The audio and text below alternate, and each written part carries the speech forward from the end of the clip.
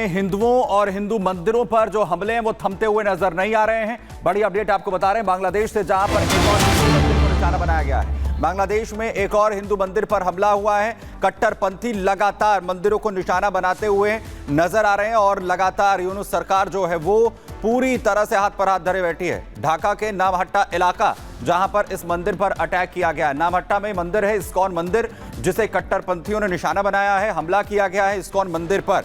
कट्टरपंथी लगातार इस्कॉन मंदिरों को निशाना बना रहे हैं, हिंदुओं पर हमले हो रहे हैं और लगातार एक बार फिर से बांग्लादेश में ये तस्वीरें आपको दिखा रहे हैं जहां पर हिंदू मंदिर इस्कॉन मंदिर जिसे निशाना बनाया गया है ढाका के नामहट्टा इलाके में, और मंदिर पर अटैक कर दिया गया कट्टरपंथियों की तरफ से। लगातार ये हमले बढ़ते हुए बांग्लादेश में नजर आ रहे हैं। इस्कॉन मंदिर जिसे कट्टरपंथियों ने एक बार फिर से निशाना बनाया है और ढाका के पास। और आपको बताएं कि ये हमले थमते हुए नहीं दिख रहे हैं। मंदिर में तोड़फोड़ की गई है, आगजनी भी की गई है।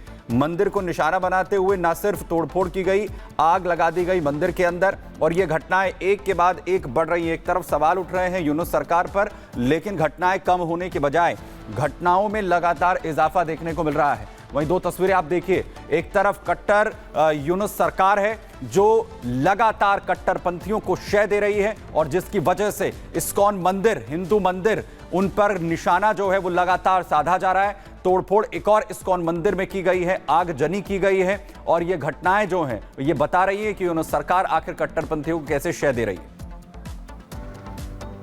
और इसी बीच आपको बता दें कि बांग्लादेश में हिंदुओं पर हो रहे अत्याचारों के बीच एक अच्छी खबर भी है कि बांग्लादेश में भारतीय सचिव स्तर की बैठक होने वाली है। भारत के विदेश सचिव जो हैं विक्रम मिस्री, वो बांग्लादेश जाने वाले हैं। 9 दिसंबर को ढाका में ये बैठक होगी। एक रिपोर्ट आपको दिखाते हैं।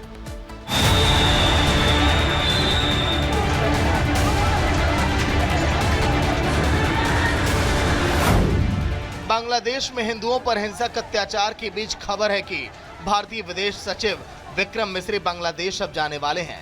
विदेश सचिव विक्रम मिस्री अगले हफ्ते विदेश सचिव के स्तर की बैठक के लिए बांग्लादेश में हो सकते हैं। फॉरेन ऑफिस कंसल्टेशन 9 दिसंबर को ढाका में होनी है। Foreign Secretary is likely to, is scheduled to visit Bangladesh on 9th of December, and he will meet his counterpart, and there will be several other meetings during the visit. Foreign Office consultations led by the Foreign Secretary is a structured engagement between India and Bangladesh.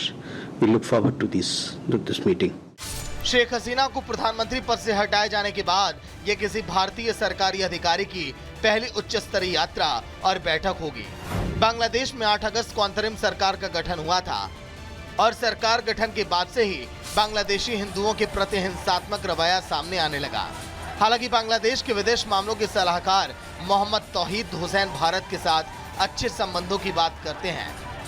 बैठक के दौरान होने वाली चर्चा में हसीना के संभावित प्रत्यर्पण और वीजा संबंधी मामलों समेत कई द्विपक्षीय मुद्दों पर बात होने की उम्मीद है। शेख हसीना के बांग्लादेश छोड़कर भारत में शरण लेने के बाद से तनाव बढ़ता चला गया और तनाव की आंच को हवा पिछले हफ्ते हिंदू संत चिन्मय कृष्णदास की गिरफ्तारी ने दी है, जिसे शांत करने की कोशिश अब तेज हो चली है। Bureau report, Republic Bharat.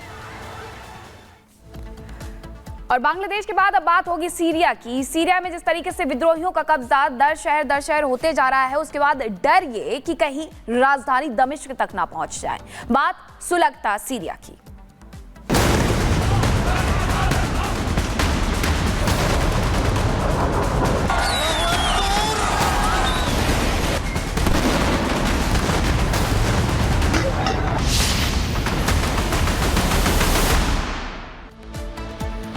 तो सीरिया की सरकार को एक के बाद एक झटके लगते जा रहे हैं। विद्रोही आगे बढ़ रहे हैं और शहरों पर कब्जा कर रहे हैं। अब एक बार फिर से एक और शहर पर कब्जा किया गया है और जो तस्वीरें सामने आ रही हैं वो ये कहने के लिए, बताने के लिए काफी है कि विद्रोही पूरी तैयारी के साथ आए हैं। ये तस्वीर देखिए, गवर्नर के महल में घुस गए हैं विद्रोही। उसके पहले राष्ट्रपति का जो आवास था, जो घर उनका गाँव में था, वहां पर जाकर के वो घुस गए थे और ये दिखाने का दावा कर रहे थे कि देखिए हम चाहें तो दमिश्क तक पहुंच करके आपको उस राष्ट्रपति भवन से निकाल भी सकते हैं।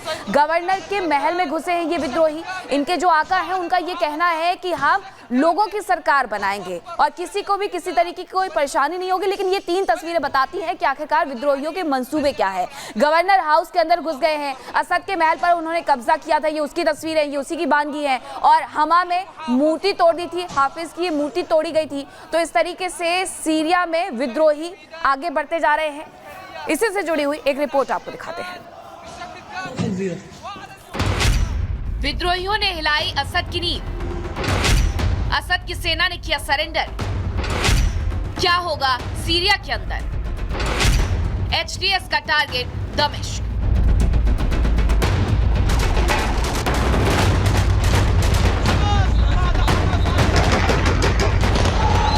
सीरिया के विद्रोहियों ने बशर अल असद सरकार के खिलाफ जंगी मोर्चा खोल दिया है।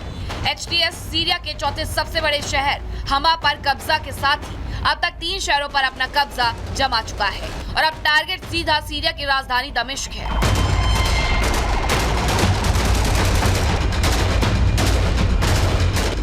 हयात तहरीर अल शाम के फाइटर ने पहले सीरिया के अलेप्पो पर कब्जा किया, फिर हमा की तरफ आगे बढ़ते हुए उसे भी अपने कब्जे में ले लिया और अब उन्होंने होम्स पर भी फतह हासिल कर ली है।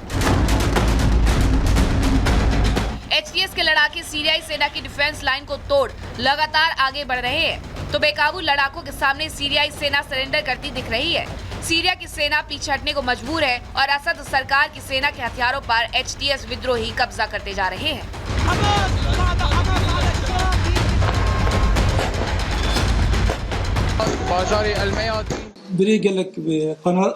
इन क्षेत्रों की रक्षा के लिए, अपने लोगों की रक्षा के लिए हम सभी आवश्यक उपाय करेंगे। हमारा अन्य समूहों के खिलाफ लड़ने की कोई योजना नहीं है।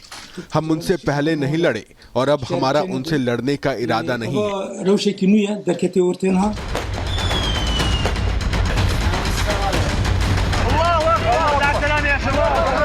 विद्रोहियों के सामने सीरिया की सेना कमजोर पड़ती दिख रही है, जिससे सीरिया में न सिर्फ असद सरकार पर खतरा मंडरा रहा है, बल्कि सीरिया में रूसी सेना का प्रभुत्व भी खतरे में है। तो सवाल यही है कि क्या अब सीरिया में असद और पुतिन का दुर्ग कुछ ही घंटों में ढहने वाला है? इधर सीरिया में सिविल वॉर की भड़की चिंगारी बड़े युद्ध की तरफ इशारा कर रही है, जिसमें रूस पहले ही एंट्री मार चुका है और अब तुर्की, इजराइल, अमेरिका, ईरान और इराक भी इस नई जंग में कूदने को तैयार है। Bureau report, Republic Bharat.